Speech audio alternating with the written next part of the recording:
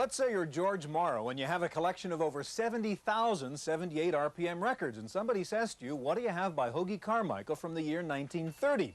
Well, either you need another room this size full of 3x5 cards in about a week, or a personal computer, a database manager, and you get the answer in seconds. 6, Stewart.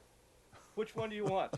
Well, I don't know. Today we're going to take a look at one of the most powerful applications on a personal computer, database management, on this edition of the Computer Chronicles.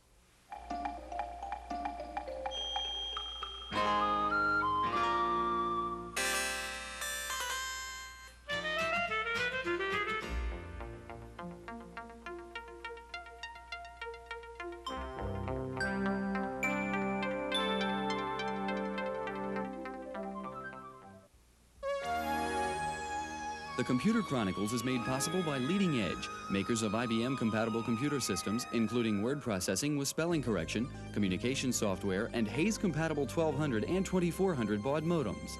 Leading Edge, with over 1,000 service centers nationwide. Leading Edge, leading the way to the information age. Additional funding is provided by McGraw-Hill, publishers of Byte. Byte's detailed technical articles on new hardware, software, and languages cover developments in computer technology worldwide.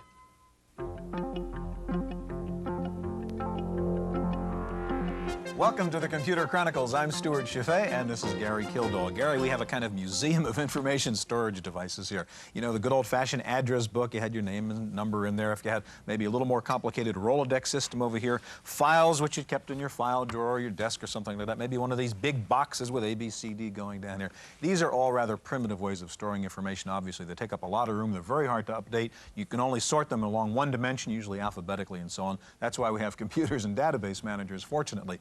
There are two basic versions of database managers, relational databases and flat file managers. Explain the difference between them. Well, Stewart, the flat file managers basically just take a sequence of records, names, addresses, whatever, sort them, make a mailing list, very simple operation. Relational systems are based in a very complete mathematical theory.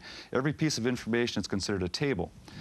Each line of the table is called an n-tuple. In mathematics, that's called a relation, and that's where the name relational systems come from. Here, this Rolodex, for example, might be considered a table. Name, address, phone number. Might have sales reports over here, geographical territories over here.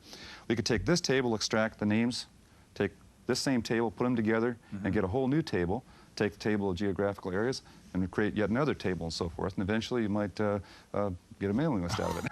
Okay, Gary, we're going to take a look at some of the top-rated database managers in both categories. We'll see the latest versions of DBase and RBase.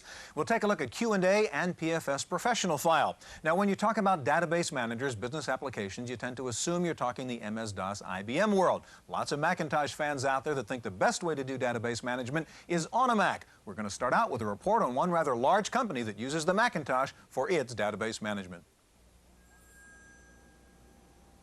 Behind every successful office-bound PC is a software program that either speeds up or replaces tasks formerly done by hand. The accounting firm of Pete Marwick in San Francisco has found a way to do both and create a new communications link at the same time. Pete Marwick's graphic arts department has replaced paste-up and billing sheets with an all-Macintosh network, combining Odesta's multi-user Helix database with MacDraw and a LaserWriter to order, bill, and create graphic presentations in as little as 24 hours. The Helix database, running over an AppleTalk network, operates like an electronic assembly line, with the additional feature of moving in any direction or speed required. As work orders are received, they are entered into the database by client account, date of entry, and subject description. The client's rough sketch is digitally reproduced and stored on disk for later printing. The file moves through different stages, accumulating charges automatically according to the time spent on each task. The network permits each authorized user to verify the completion of each step before the final printout. At Pete Marwick, Macintoshes are almost as common as accountants, but in one department, they have found a way to turn a customer database into a department network.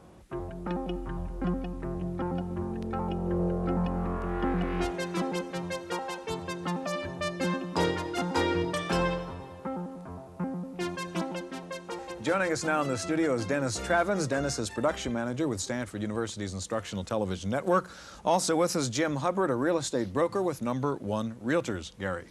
Dennis, you and Jim are both users of database systems rather than trying to promote a product. And so just how do you use a database in your particular line of work? At the Stanford Instructional Television Network, we broadcast live computer science and engineering courses out to Silicon Valley directly from our studio classrooms on campus. My job as the video production manager is to manage 6 different studios all through the day with different professors and different staff coming in, student technical directors and different requirements. So I use the database to keep track of all that, besides all the different accounting procedures that are necessary. Okay. And Jim, you're in the real estate business, I understand. Yeah. And how do you use database? The database is used to keep track of the property owners that I'm working with. I take an area of 500-600 people and enter that information in the database as far as their addresses and this type of thing, along with their phone numbers, so that I can keep track of contacts that I have with them. Along with, I use the database to do mailings. I do a mail label, and I also do mailings merging with their addresses. Now, you guys each use different systems. We're going to start out, Dennis, with you. You use PFS Professional File. That's correct. And show us how you use it, and then eventually I want you to explain why you picked it. Okay. What I have here is a outline of a database that I've used that keeps track of all of my people in the studios. I'll punch in some of the data. The first few lines have the particular information about what the job number is. We go through all the functions. I also have a part in my database that keeps track of timesheets. Individual students will come in, enter their names. Offline, they will then put all their particular hours together. I can total them up here at the bottom. Then we can go on. What I've also created here is a rate card. I go through, and there's different fields here where I can enter a number and calculate exactly what the actual dollar amount of those particular. So you got lots and lots of fields here for each of these records. Yes, I do. One of the other things that I can do here is I can create reports using my standard database activities. Let's go through here one more time. I'm going to go through here and call up a report using a macro. I'm going to go here, call up a list of macros that I've created ahead of time for my expenses. I'm going to create a crosstab report. So you're basically getting a report that would combine all that information, summarize it as to what it cost you to do some particular production? Yes, that's exactly right. Okay. Here, I've had it stop here to make sure that we're going to have this printed to the screen.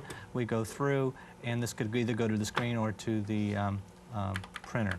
Dennis, how many records would you typically have active at any one time? I have as much as 365. We're on a quarter system, so I can have 300 to 400 different records working at a time. Okay.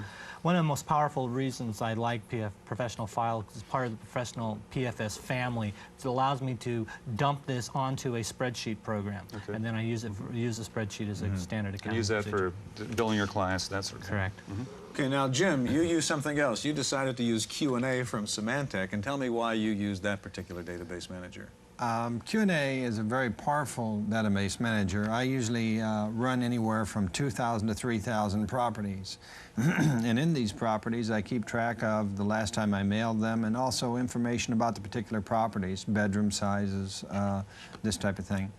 And so I can access the database, gather information, and I can do a mailing, keep track of the people, and mainly my business is people, so I have to know what's going on. Jim, the product you use, Q&A from Symantec, is advertised to have an artificial intelligence component. That's a natural language. You can parse natural language. Can you show us how that's used in your particular work? Sure, I'll be happy to. I'll pull up some forms here that I did a mailing on the 2nd of this month. So I can type in normal English, show me all forms mailed on, say, 4/2/1987, and hit return. Now it's come on forms, which is questioning what it is. It says, Excuse me, what it's really, it's sort of parsing that sentence to see if it understands every word, That's and it has a right. question about what you meant by form. That's right. So it's saying, is it part of the built-in dictionary or vocabulary, or is there some other information that it's requiring?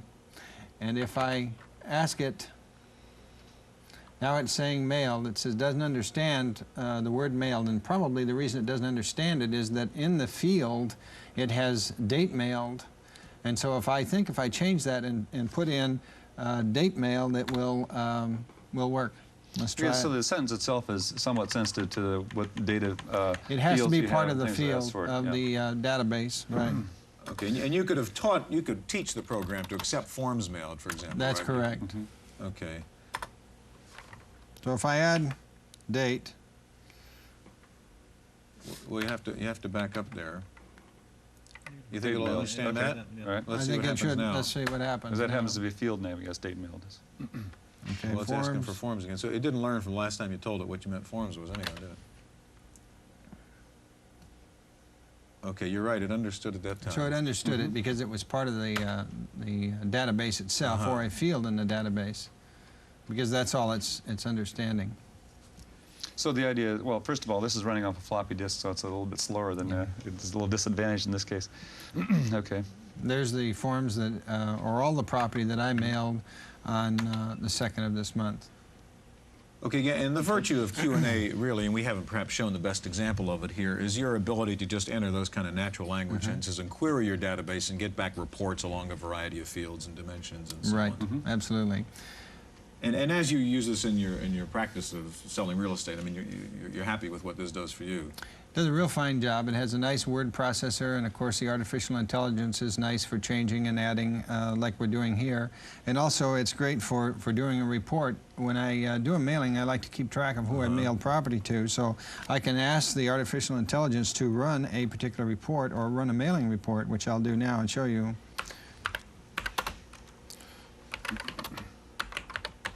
Okay, so you're saying run the mailing report, which means what? Show you what mailings went out? This on the will most be recent date? everything that I've done a mailing on. It will give me a report. Okay, well you misspelled the and it couldn't figure that one out. that Okay, time. it's asking me to edit that, so I can press.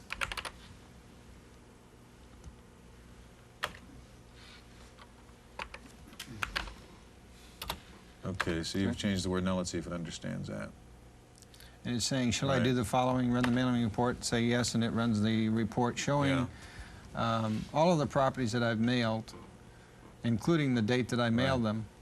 And the theory, Gary, I guess, is that's supposed to be simpler than having to use some complicated command structure in which And you of have course, to that's remember that's commands. the extension that people have, is whether it's easier to try and learn the. But you have to distinguish type language right, or and you have what, to use the yeah. right words, Yeah. etc. Right, Okay, right. gentlemen, thank you very much. In just a minute, we'll see the newest versions of DBase and RBase. First of all, when you try to pick one particular database manager, sometimes it's hard to find one program that does everything you want. Well, we found an optometrist in San Bruno, California, who uses several database managers in his business. Wendy Woods has a report. Optometrist Dr. Gordon Epstein needed a computer system to handle the needs of his busy San Bruno, California practice. He tried but wasn't satisfied with any of the software designed specifically for optometry. So he put together his own. Custom named iBase, Ashton Tate's DBase database product is the workhorse of his office. With it, his staff can track inventory, patient accounts, schedule his appointments, and much more. The computer is a means in which I can make the rules. And if they don't obey the rules, then the machine doesn't compute. And it's also a means of communication between us, because they can advise me on how they want the program to operate. All of this required plenty of research, and the job isn't finished yet. The doctor recently added Paperback Software's new VP Info to his system. With it, he can compare the time it takes, for instance, to receive supplies from different vendors, or determine which activities bring in the most money. As with many businesses, optometrists are at a crossroads. Caught between changing technology and the limits of various software packages, there's a great deal of confusion, which is why Dr. Epstein, like thousands of others, has had to become as good in computers as he is in his profession. In San Bruno, California, for the Computer Chronicles, I'm Wendy Woods.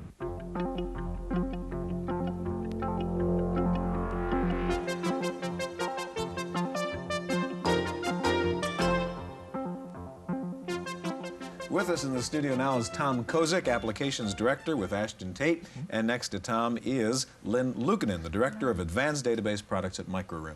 Tom, the two products we've just seen, PFS Professional File, Q&A, are both flat file managers. How does a relational system differ from a flat file manager? Well, a relational system takes advantage of the fact that a lot of data is often kept in different departments or disparate sets of information. So you can relate information from one file and information that's common in another file. A common example that's often used is invoices to orders. There's a common number generally kept between the two pieces of information that make them related. And so Relational Database Manager links the two files together on that bit of information when you need the information. Okay. Okay, now DBase 3 Plus is, of course, one of those, and one of the most well-known, the sort of granddaddy of the database managers. Show us a little bit of this newest version of DBase 3. All right. What we're looking at right now is the menu-driven assistant within DBase 3 Plus. And what I'm going to do is simply pick up a file called a view file. Very often, users use the same files in, day out, and will set up screens for it, define sort orders, index the files in a certain order. Well, you can save all those settings into one type of file called a view file and simply restore all those settings in one shot. Okay, with the way you want to look at a particular file. Now, going across, I can find a given record within this database a number of ways. I can locate it and spell out the conditions that I want to find it under. In this case, I can go out and seek it because I know exactly what I'm looking for. In this case, I know the files are ordered by a customer number. So I can simply type in the customer number, 08292 1017. Whatever his number was. Yeah, that was the number, something like that. Press return, and now I'm positioned at that record. I can tell by the status line along the lower portion of the screen. Okay, you don't see the record yet, but the status line is telling you it's found it. Right, the status line tells me what record I'm pointing at out of the entire database. Pick the edit function, and I can see I'm in one of the pre-created screens. And I can look at the record, and I can page through multiple screens that I've created. And you can create these screens using features of the assistant or with our applications generator, simply paint what you want on the screen, choose the field you want to put out there. Let's step out of there for a second. And you can find information or sift down information. Obviously, DBase is a package that's meant to handle millions of records at a time, and it's kind of hard to work with that many pieces of information. So you can filter down information by creating what's known as a query. Selecting the query, and we'll go ahead and call one Chronicles. Press return. And we're prompted with what we call our advanced query system. I can pick a field, and I can find information on a number of varieties of information. In this case, pick operator, and I can find information that matches, doesn't match, maybe begins with a character, ends with a character. In this case, I'll take something simple. It contains a word. I remember that there's a word out there that contains the word, or a record out there contains the word group. Simply type in group in quotes because it is text information. Press return. Now I can cursor over to display, and DBase is going to search through the database and find the records that meet that condition. After that, I could then say, okay, set the filter to this file. And DBase would limit the database to only the records that met this condition. So it's easier to work with a smaller set of data at a time. Let's go ahead and step out. All the time I've been walking through the features of the assistant, DBase builds a command line along the lower portion of the screen. For example, if I said to pick another view, it says set view to, and we'll build the commands along the lower portion of the screen. Those are the same commands a user would type in at the dot prompt if they were running a program. So it's prompting you all the way along. You can also step through the commands that I've used since I've been in DBase, and those are kept in a history buffer. And I can even save those to another file and basically write a program by walking through all the menus. Tom, I know you also have security code aspects of this you can do. We don't have time actually to get into that. If you can get out of DBase 3, and I want to talk to Lynn a bit about RBase. RBase is the other biggie, of course, in the relational databases. How does the approach of RBase differ from DBase? Well, I think probably the primary way that we're different is that we provide additional tools with the database that allows the users to automate some of the functions that they're doing, such as we've got Application Express, which allows you to automate your applications. We've got Forms Express, which allows you to create very complex forms without programming, or reports, very complex reports without programming. Okay.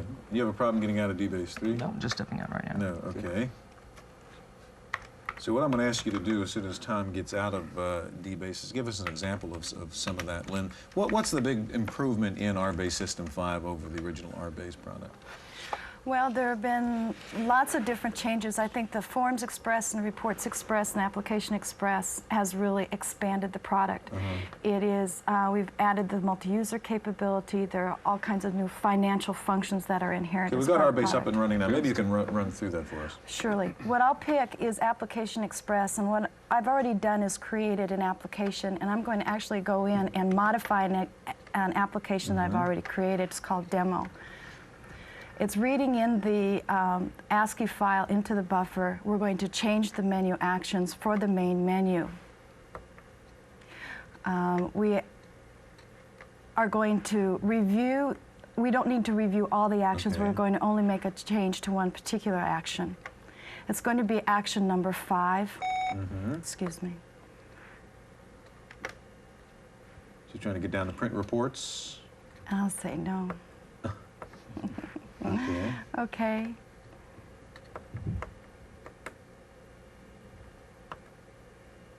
There we go. Okay.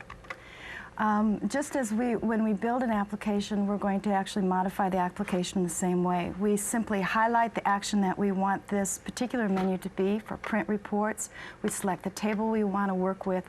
We can use the report that we've already created. We have the option to edit that. We can sort the information in ascending or descending level. We can sub-select or take a portion of the total customer base for our report, and then we can complete our actions. Okay, we don't need to make any other changes, and we're going to save our application. What it's actually doing is writing. It's actually writing the procedure at this time. Instead of writing all of this code, This is it. right, it's actually writing it for us. The benefit to the user is that it's bug-free code. We don't have to go in and debug it. Okay. What we'll do now is come out of Application Express, and as we choose RBase from the main menu, the application that we are just working on and modifying will come up on the screen. So I guess in both your cases, you've really made these programs, these database managers, easier to use and not have to be quite as sophisticated a programmer to get anywhere as an end user of these products. Now, there's a question, I guess, for both of you. It's, recently, IBM announced a long-term strategy that they're going to have a relational database system and standardizing on SQL. What effect does that have on your companies? Well, we've announced that we're going to follow two different paths. We're going to continue to develop software for the path being the 8088 and 8086 based machines, and we're going to take advantage of the new environments as well as follow the new operating systems in the 80286, 80386 environments as well. Okay. Well, not only has IBM announced a SQL database, but it's actually what it's announced is a database that's inherent as part of the operating system. Yeah.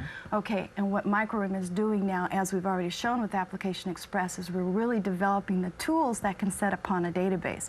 We've chosen RBase as that structure. Why can't it be used for another database? Right. Okay. Tom, Lynn, thank you very much. That's our brief look at database managers. Stay with us. We'll have this week's computer news in just a moment.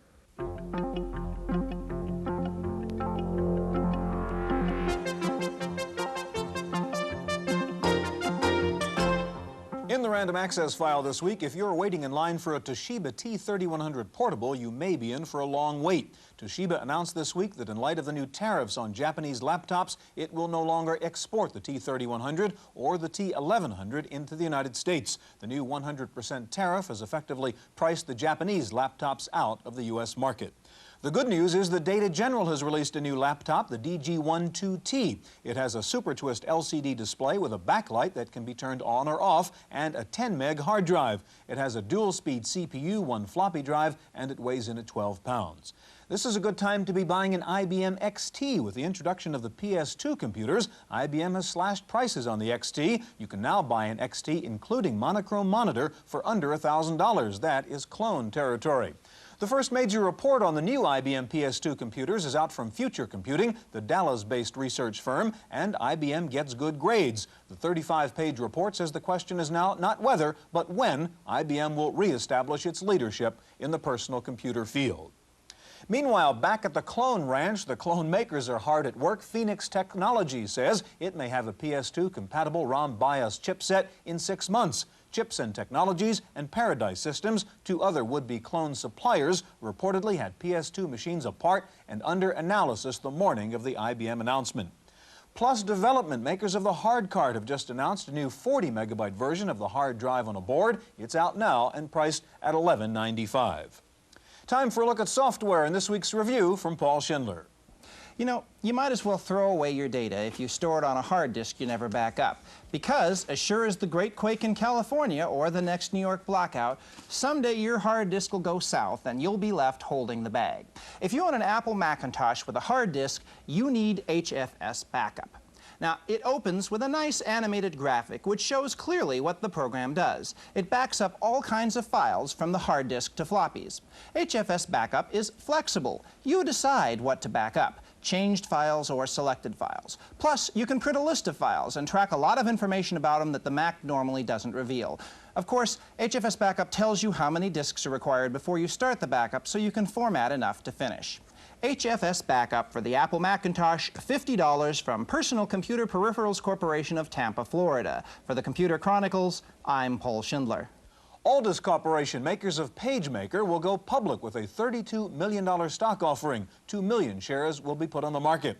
Digital Research has announced its entry into the desktop publishing field with GEM Desktop Publisher. DRI says you can run GEM DTP after reading only 2 pages of the manual. It runs on any 512K PC and will also run on the new IBM PS2 computers.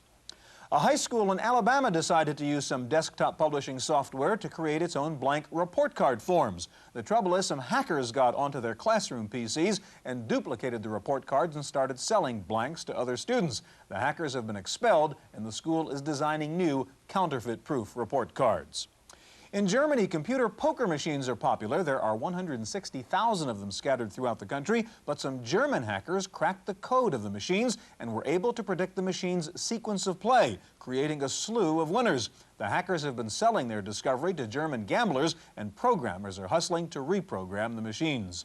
Finally, what do executives do with their PCs anyway? Well, a study by Epix, a PC software house, found that 40% of executives use their office PCs to play games, an average of 15 minutes a day. An Epix executive said he's not sure that's such a bad idea. He said taking a needed break and playing a game probably increases overall productivity. That's it for this week's Chronicles. We'll see you next time. The Computer Chronicles is made possible by Leading Edge, makers of IBM-compatible computer systems, including word processing with spelling correction, communication software, and Hayes-compatible 1200 and 2400 baud modems. Leading Edge, with over 1,000 service centers nationwide. Leading Edge, leading the way to the information age. Additional funding is provided by McGraw-Hill, publishers of Byte. Byte's detailed technical articles cover the latest in microcomputer technology throughout the world. Byte, the international standard.